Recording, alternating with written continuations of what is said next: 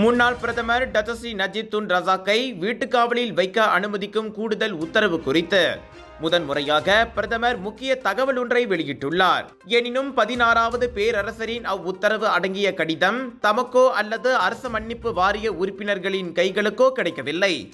மாறாக அப்போதைய தேசிய சட்டத்துறை தலைவருக்கு அது நேரடியாக அனுப்பப்பட்டதாக டத்தஸ்ரீ அன்வார் இப்ராஹிம் தெரிவித்தார். ஆனால் பேரரசர் மாறியதால் புதிய மாமன்னர் சுல்தான் இப்ராஹிம் முடிவெடுக்க ஏதுவாக அக்கடிதத்தை சட்டத்துறை தலைவர் இஸ்தானா நகாராவிடம் ஒப்படைத்து விட்டார்.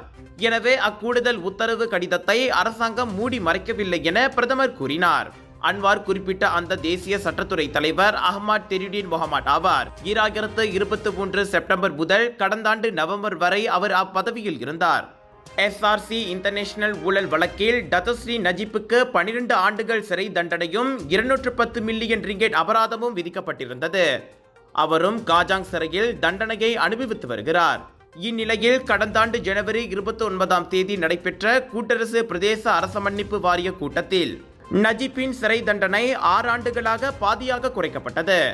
அபராத தொகையும் 50 மில்லியன் ரிங்கெட்டுக்கு குறைக்கப்பட்டது. மறுநாளே அல் சுல்தான் அப்துல்லா 16வது மாமன்னர் பதவிக்காலம் முடிந்து பஹாங் திரும்பினார். ஆனால் நஜீப் தனது எஞ்சிய சிறை காலத்தையும் வீட்டு காவலிலே கழிக்க அல் சுல்தான் அப்துல்லா கூடுதல் உத்தரவு பிறப்பித்ததாக இந்த ஓராண்டாகவே சர்ச்சை நீடித்து வருகிறது.